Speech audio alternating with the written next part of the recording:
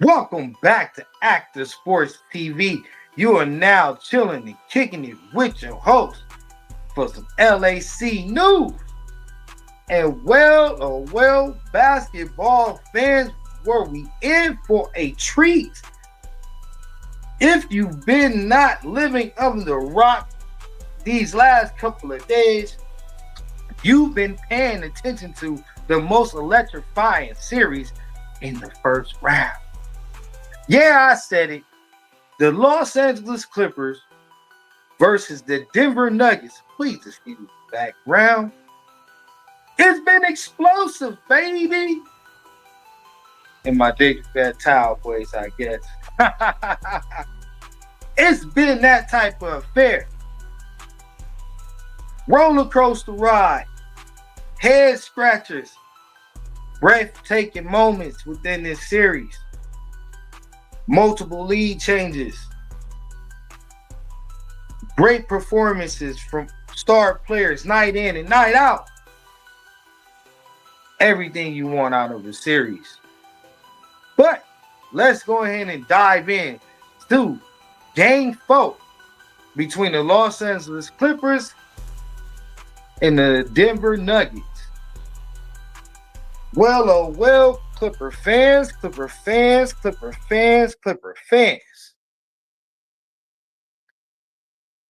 We don't like the results of this one. Game ending 101, 99. Unfortunately, the Denver Nuggets tying the series 2-2. Taking this series now on the road, ready to defend their home court.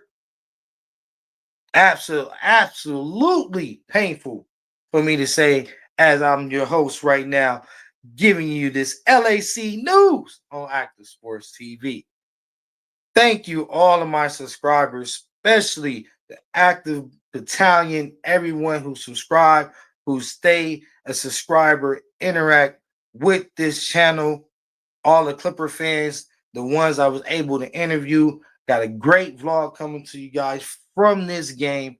So stay tuned.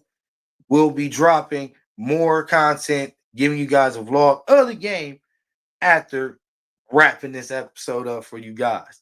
But not to hold you. This was an action-packed game from the beginning.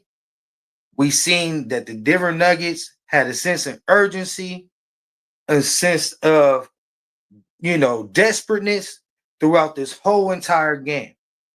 Really unmatched when it comes to our Los Angeles Clippers. Let's just be honest. I was there in attendance. You hear my voice right now. You see my shirt, James Carter shirt. Shout out Steve Ballmer. The Intuit Dome, the best stadium in the world. Had a wonderful time. I will get into the crowd. I will get into the atmosphere and my experience. But this is about the game. Got to get home. Got to really look at the game in and out. And Clipper Nation, we got a lot of things to address.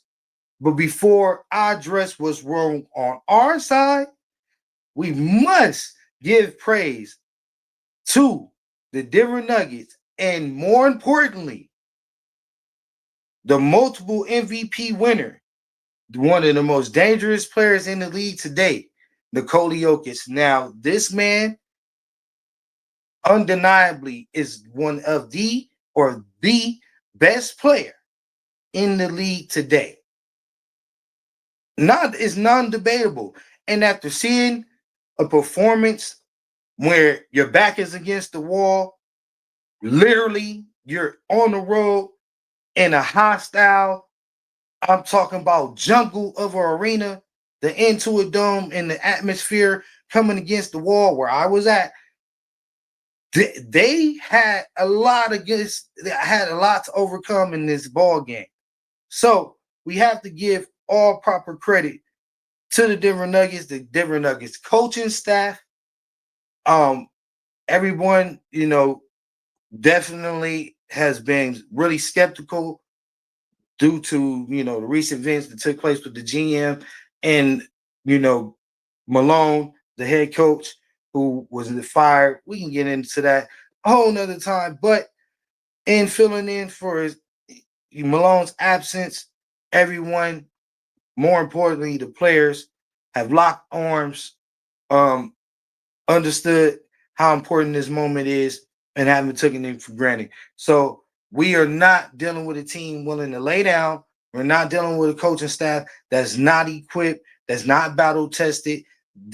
Regardless if Malone is there or not, this is still a championship ball club with a championship pedigree, and the Los Angeles Clippers cannot take that for granted, not for one bit, not for one bit.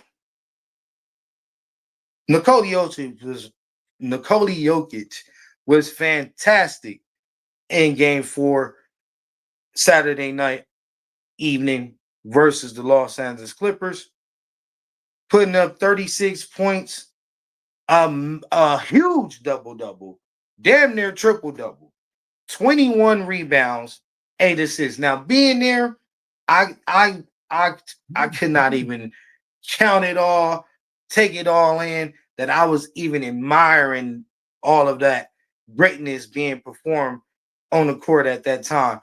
Nikola Jokic was just, he was the enemy. He was the enemy. And everything he did was pissing me off. And I don't even want no parts of it. And I was looking for answers. And just like Ty Lue, we came up with none. We're going to get into some of the questionable lineups that was, drastically left on the floor way too long against a scorching hot Denver Nuggets. And Jamal Murray did compliment, show out, and show off that duo, that championship pedigree, that, the chemistry that they both have, that, gives us problems and fits. We've seen this in the bubble.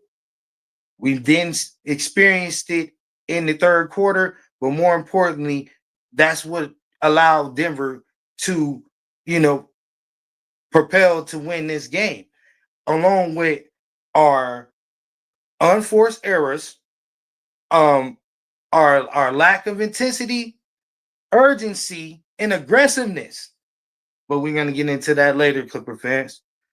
But an amazing performance: 36 points, 21 rebounds, 8 assists from Nikola Jokic, doing what stars do.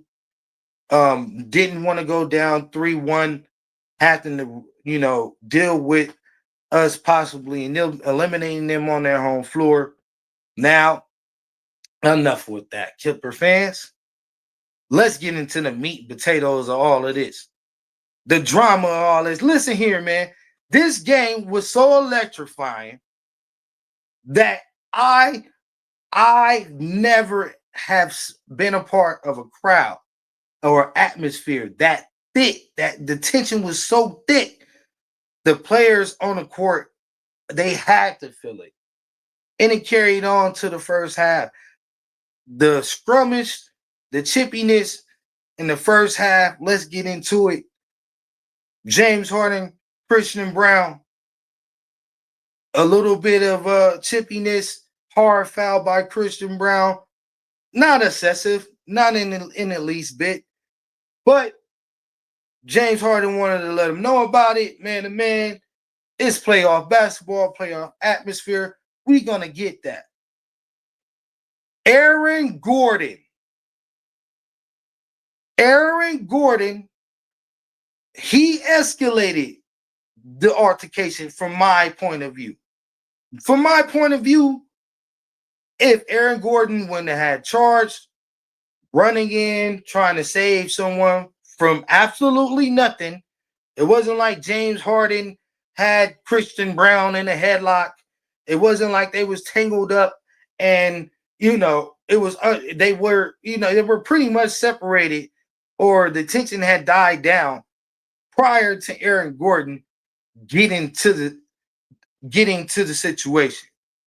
Once he got there, he escalated. He approaches James Harden aggressively. James Harden pushes Aaron Gordon on the shoulder, basically what they always do. Bro, get back, give me my space. Aaron Gordon took it as a punch. He started going to this raging bull, Oh, let me get at him. You wasn't gonna do nothing, AG. Little Blake. Hey, that was funny, man. I was watching Dime Dropper. Shout out to Dime Dropper. Got an interview with him, man. Y'all definitely tune into that vlog. Got the great Dime Dropper, man. I was able to get an interview with him. The Clipper crowd, the fandom, bro. Just the love out there, man, from the red, white, and blue team. You feel me? I can't say how appreciative I am to every one of my subscribers, my viewers is watching at this moment in time, and future viewers and subscribers. Thank you all. I mean, this is what makes me do this content. This is what allows me to, make the moves that I need to make to be there at the events and give you this content, man, because it's not easy. But he came running at James Harden like he was really going to do damage. Zubac being the shield, the big booty. I love Zubac in that moment. Big Zoo, man. This is why he deserved Defensive Player of the Year over Evan Mobley. As soon as Eric Gordon ran in there, thinking he was about to do something to James Harden, Zoo was like, "Come here. Let's talk about this, Aaron. Relax." So Aaron Gordon, he seen Big Zoo, the enforcer. We got one of those. You know what I mean? And Avisa Zubac did his job. And had a hell of a game. I don't think he could have did more, but not to his detriment, not to him not doing what he needed to do. We'll get into all the errors and the key performers, but it is quite crazy, man, that this man charged at James Harden like he was gonna do something. And in the mix of that, a lot of people say debatably in the stadium, it looked like he hit Norm with a closed fist. From my opinion, he looked like he hit Norm with a closed fist on accident, though, not intentionally, on accident. In the moment, us against them. I understand the Clipper fandom. We want every edge we can possibly get, no doubt. I mean, what fan core fan base doesn't? Um, Through the regular season, we've known any type of contact above the head area, or definitely in that makes contact to the head area, is a flagrant one. Depending on how intentional or excessive it was, can be upgraded and be led out to an ejection. We've seen that and throughout the season when it wasn't even that much of that blunt contact. You know what I mean? But this is a playoff atmosphere. This is a playoff game. I'm not with the players being ejected unless they do something crazy. You know what I mean? To get thrown out. Now that's why they don't pay me at the same time too. I'm a fan. If you technically gonna go by the rules for say a Laker game, other games, we seen Luka get thrown out for accidentally cussing at a referee. So we seen different scenarios where it don't make sense. But in this situation, I think the referees got that call right. Everything else was fucking bogus, man. We're gonna be raw and uncut. Welcome to Active Sports TV. It's my channel. We're gonna keep it profanity free for the most part for the children. But I gotta tell you how it is. This was fucking terrible officiating. From the beginning of the game all the way to the very end of the game. And Clipper fans, I got breaking news updates to let you know that what I'm going to say here is factual, reported, admitted by our lovely NBA. So stay tuned because we got a lot to digest here. Sit back, go get your refreshments because we about to cook. From the beginning, James Harden driving to the lane was not being honored. Now we know the history of James Harden. He doesn't have a favorable call within the playoffs because of his track record within the regular season. But I do not believe that should be held against James Harden, even when it comes to blatant, can't miss fouls, referees right on top of it. He's getting smacked on the arm. We're hearing it all the way in the nosebleeds. We should not see James Harden handicapped in these moments because of a bias that the league or the reputation that precedes him is basically not allowing him to get his honorable cause. He is a Clipper at the end of the day. We cannot stand for this. Clipper Nation, we must point this out because we do not want this to carry on into the future series. If this right here is starting to be egregious and it has to be addressed.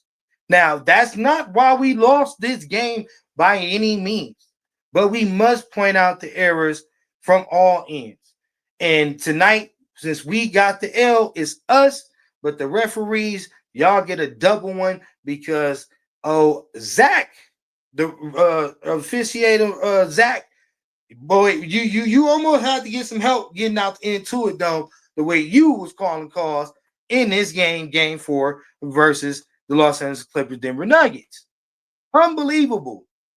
Several times, continuations, not being called as and ones, blatant fouls, James Harden not getting to the line, players going up for shots, getting hit, they getting, being called on the floor, side outs. All of these things matter, but I can't say in certain circumstances it didn't go both ways when it came to these errors. But when Kawhi Leonard, Nico Batum was guarding Aaron Gordon and legally pulled the chair from Aaron Gordon, and he travels multiple times, and we don't get not one call, not one. We get 3 fouls in that scenario. Disgusting. At home, disgusting. Zach, that's the best way I can say it for my viewers right now because it was terrible officiating. Now, we got news, ladies and gentlemen. I would like to report that ESPN has said that the NBA have came out, not to say that we lost this game for during any of these calls. We're not excuse makers here. We cover the content, give you the LAC news over here on Active Sports TV in a full spectrum. That's my job. And this is what's being reported on the topic that I'm speaking of when it comes to this terrible officiating. The NBA admits during the final 2 minutes of this ball game at the 1:30 mark when the game was 96-95, a blatant call was missed that would have led to a James Harden and 1. So that's an error. Take it for what you want. Admitted guilt. Clipper fans, it ain't gonna make us feel no better. It's 2-2. We on the road. We getting ready to go handle business game 5. It ain't like we looking for nothing to be reversed. But going forward, this has got to be officiated the right way, both ways. We want to win the right way, you know what I mean? And, for the best for the other team as well. But in the history of Clipper Nation, being a fan for over 22 years, this is what's always been our biggest Achilles, man. We do not get any love, and we always contribute this to not having our own home, for, basically living under the Lakers thumb. We don't do that anymore. We are now on Perry Century. We are the Intuit Dome. It's a whole new It's a whole new vibe, a whole new era. And we demand our respect here. Now, getting off of that, spend too long on it. Um, let's get into our issues and why we lost game 4. First of all, getting on James Harden. He cost us this game by his ability to not pay attention to details at times. His assertiveness was not there. The unforced turnovers cannot happen. The fumbles, we're not playing football, James. Cook them up hard, and that's what I want to see. That's who I root for. 50 piece. That's who I'm looking for. I don't want to see that performance. Now, game throughout this series, game 1, 2, and 3, absolutely chef kiss of performances. The turnovers has been down.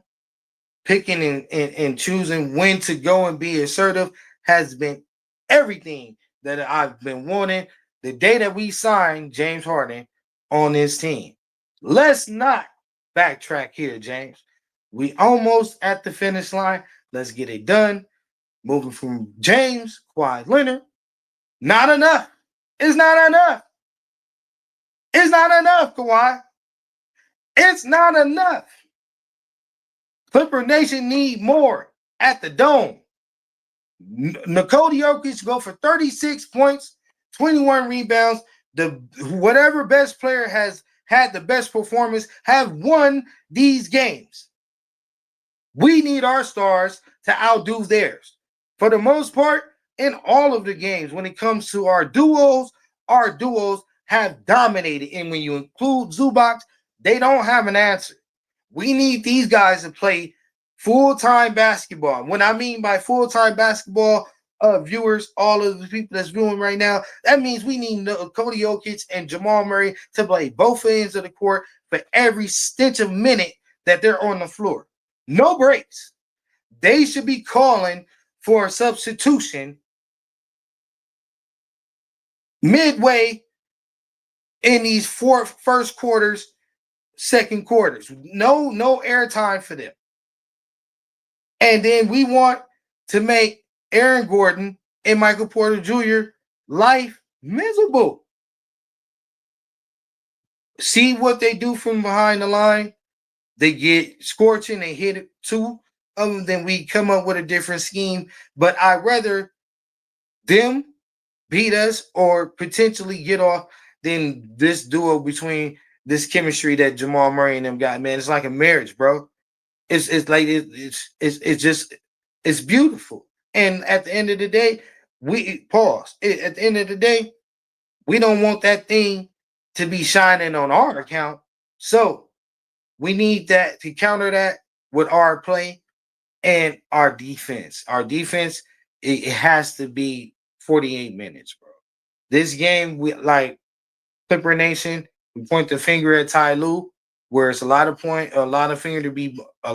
blame to be pointed at Ty Lue for this game, because getting to the fourth quarter, the overall dreadful part of this episode, horrible lineups, leaving Chris Dunn on the floor for entirely too long. Chris Dunn, this loss is a lot of it is contributed to you. You have to be ready. They're gonna disrespect you. You got to make sure that they never disrespect you again throughout this series. Your 3-point shot has been amazing. Missed the big shot. You've been hitting for us, especially in this series. We know what you're capable of, but you had a stinker in this one, bro.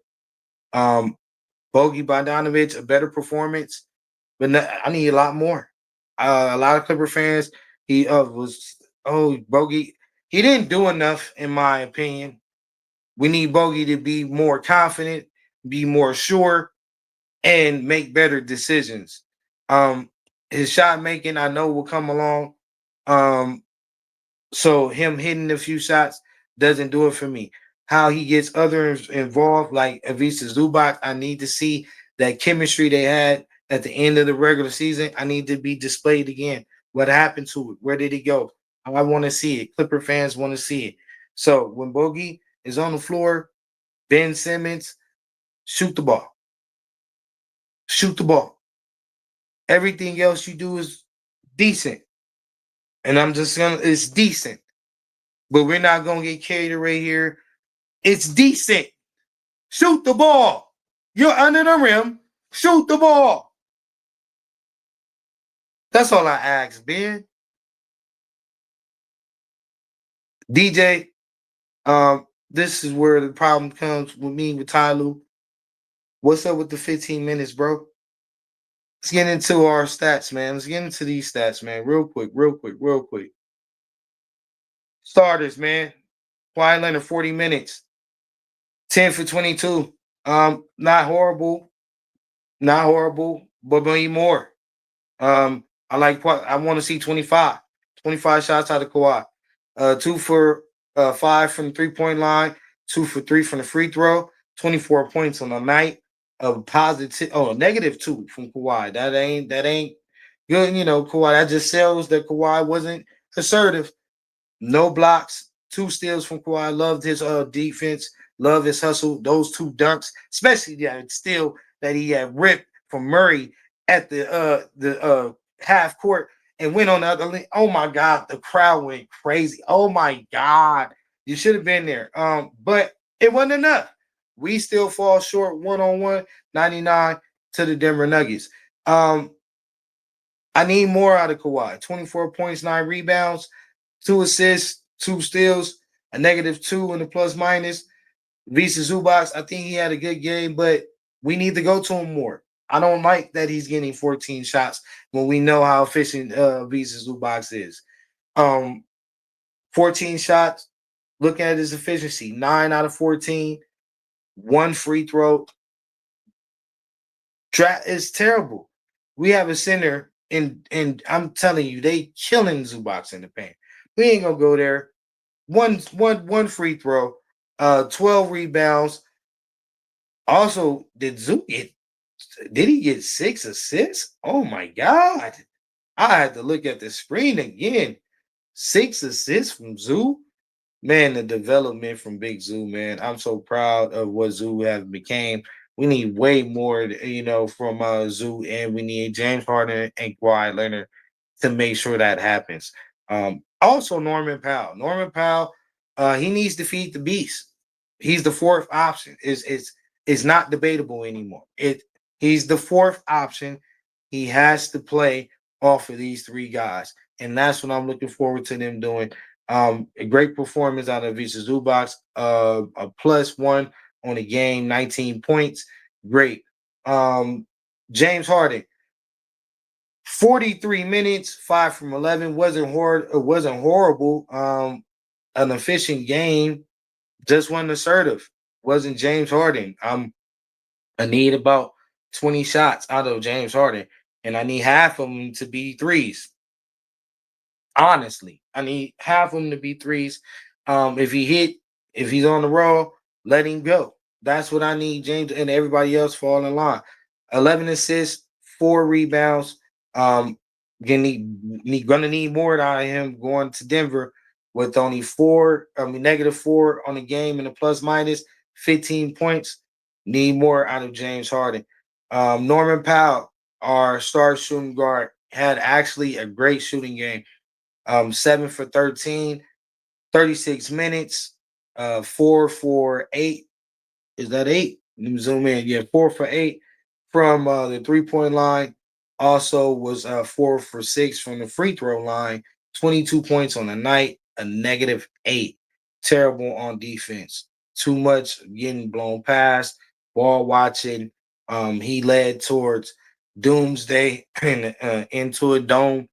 Um, Gotta be more assertive, and you gotta be more attentive to detail on defense from Norman Powell. He's killing us, but I can't really put it on Norm. Can't leave Norm in those situations. This is why our coaching staff get paid the big bucks. Jeff Van Gundy on the defensive end with the schemes. You got to make sure you get your best defensive players out there in those moments. Ty Lue got to okay that, got to support that, and we can't have these errors, man. We can't have these defeats on our hands where we are contributing to our losses. I think that with the coaching staff making those minor adjustments, getting Derrick Jones Jr. on the court, I would love even Chris Dunn if you want to have someone to deal with, the ball handler and get some real pinpoint defense on them outside of a forward, a wing, then Chris Dunn is a lot better than leaving Bogey Bogdanovich in the closing seconds, James Harden and Norman Powell as the second line of defense behind Zubac, bro, who's actually defending the shooter. It just makes no sense. And the best shooter in the world, or the best player in the world at that, Nikola Jokic. Makes no sense. Coaching staff have to answer for that. They got to wear the egg on the face.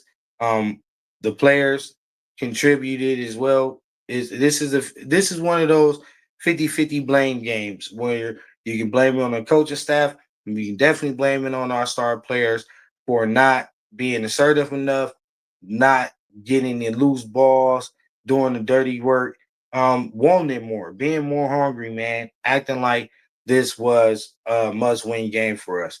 Chris Dunn, a stinker. 21 minutes played, a little bit too long, in my opinion. We seen him have it going tonight. 1 for 9 from the field. Also 1 for 6 from the three-point line. Oh, yeah, 1 for 6 from the three-point line. A negative 12 on the game, 3 points. Uh, I believe is that, yeah, 6 rebounds and 1 assist. Not gonna do it. Just not gonna do it. Chris Dunn, you're better than this. He's due for one of these games. James Harden was due for one of these games. So I'm not gonna kill him. I just want more going to game 5. We need that performance that we got in game 3, these guys to be with that intensity, that urgency, and I think we can blow the roof off these guys. I still believe we're the better team by far. We have way more weapons. All of our weapons haven't really played at their best. Still need Bogey to be Bogey. We still need that duo to come back between Zubac and him when our stars catch a break. We need Kawhi and James Harden to stay hot for consecutive games. We need Norman Powell to stay hot for consecutive games. And if everyone do what they're supposed to do on defense, which is Chris Dunn, Derrick Jones Jr., Ben Simmons, man, those guys, then Nico Batum. Can't forget about the answer. Nico Batum, I would have had, my biggest lineup in that situation. So let's get into the drastic part of this whole episode. The last second shot, the historic event that took place. This is record breaking. Not, well, I wouldn't say record breaking, but never foreseen before results in the playoff game ever. I ain't even got the words to describe it. That's how rare it is for our Clipper luck, us be the team to be the first team that this ever happened to. It's just coincidental, always with the LAC, bro. Why we this happened to us with DeAndre Ayton in the first game against Phoenix. Like, I hate the fact that we always the representation of this shit. But excuse me, kid. Moving on from that, the lineup as I did previously give you preview and describing was terrible. You got Nico Batum, you got Derrick Jones Jr., Ben Simmons. You go with your biggest lineup and you make them shoot over that. Period. Derrick Jones Jr. can defend guards. Derrick Jones Jr. can defend Jamal Murray. He's been doing it all series. And if you did not want, this could have been Chris Dunn redemption. This could have got him out of the doghouse. You subs Bogey out for Chris Dunn and put Chris Dunn on Jamal Murray, and you leave. You put in Derrick Jones Jr. and Nico Batum, uh, Visa Zubox, and Kawhi Leonard in that situation.